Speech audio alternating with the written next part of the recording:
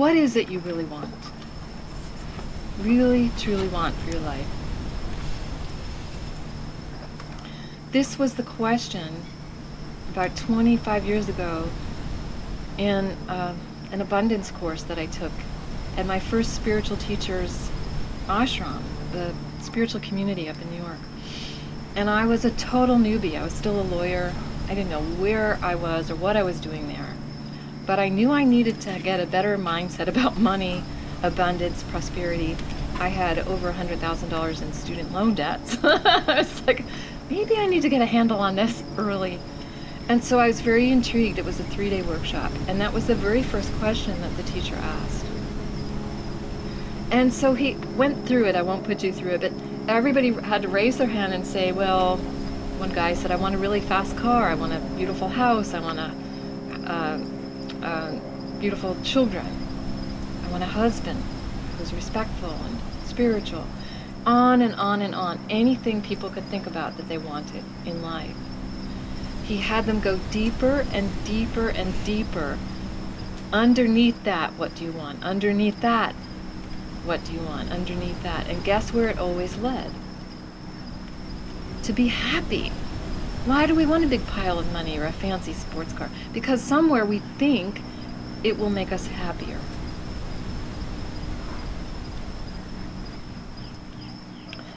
Underneath every desire is this desire to be happy. There's nothing wrong with that. That's how we got together. We were very disciplined spiritual yogis, and then all of a sudden our teacher said it's time to be happy. And all of a sudden we realized we fell in love. So when you let yourself go for happy, magical things happen. There's a delicate balance between wanting, right? And being surrendered in a spiritual sense. We'll play with both aspects.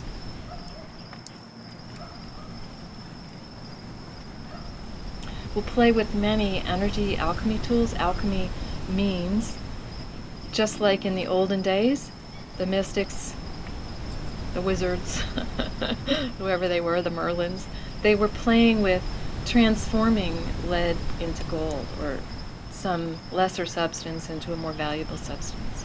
They were playing with transmutation. So in this way, when I say energy alchemy tools or techniques, I mean tools that will help you shift from wherever you're at into a higher state of consciousness. There's a phrase in Sanskrit called Sat Chitananda. And very quickly it means truth, the truth of pure existence, consciousness, and bliss. And when you have that truth of consciousness, becoming aware, awakening. Ananda, bliss, is the natural outpouring.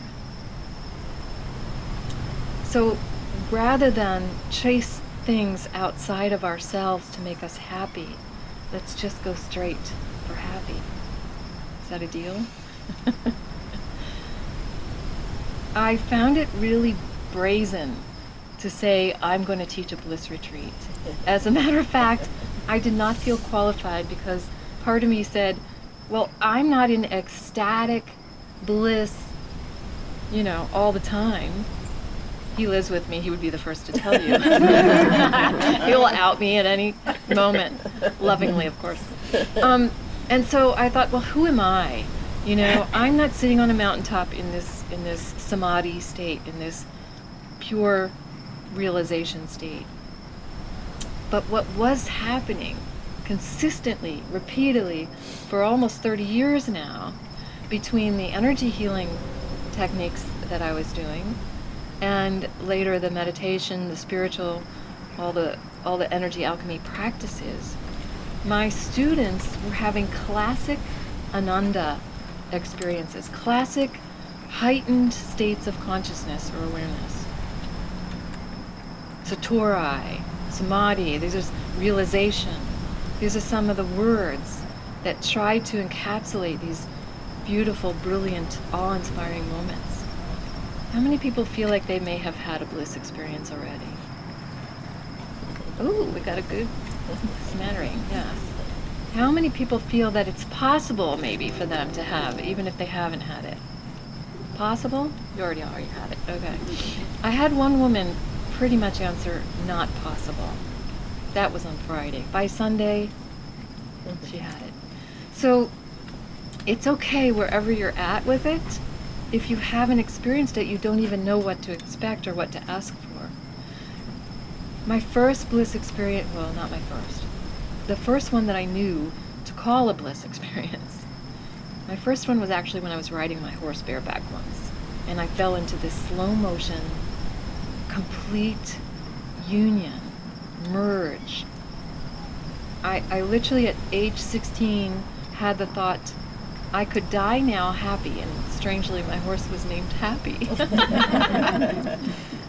It was an odd thought because it was not a suicidal thought. It was a totally, I'm in total peace that if I had to go, this is how I would want to go. Right here, right now. I felt complete, a wholeness.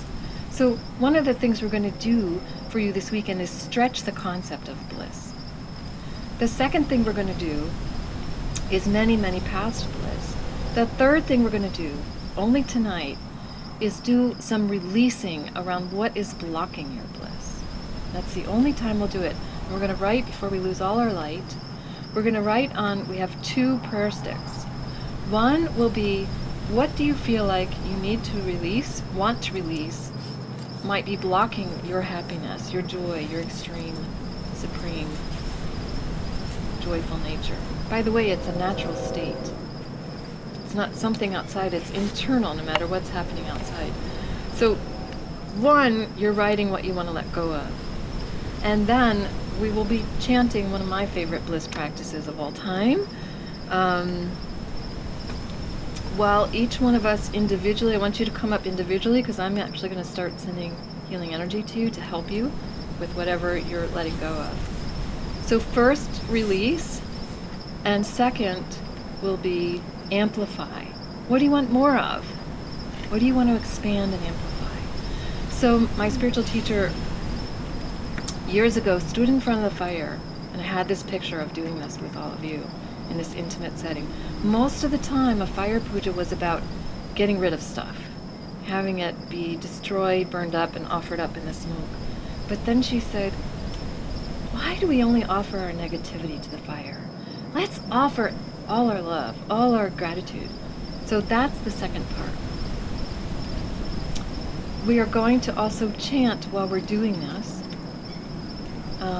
The first chant is one of my favorites, and it was the main chant in my first spiritual teaching.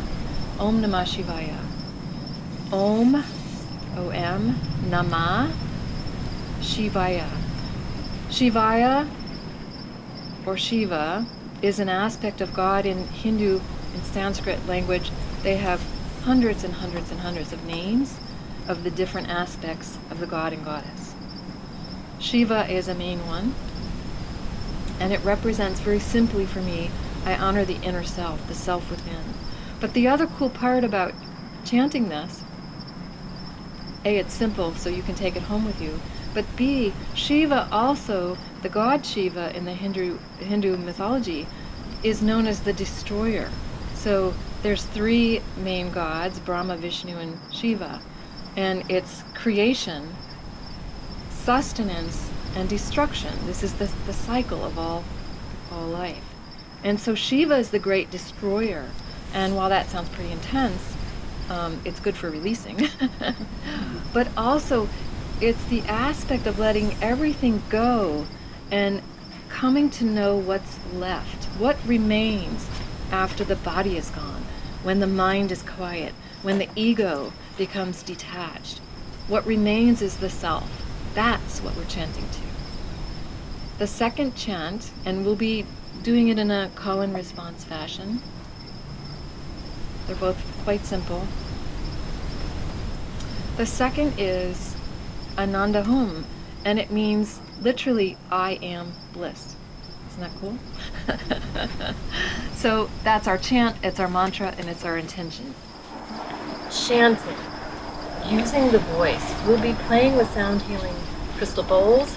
We have musicians here playing different instruments.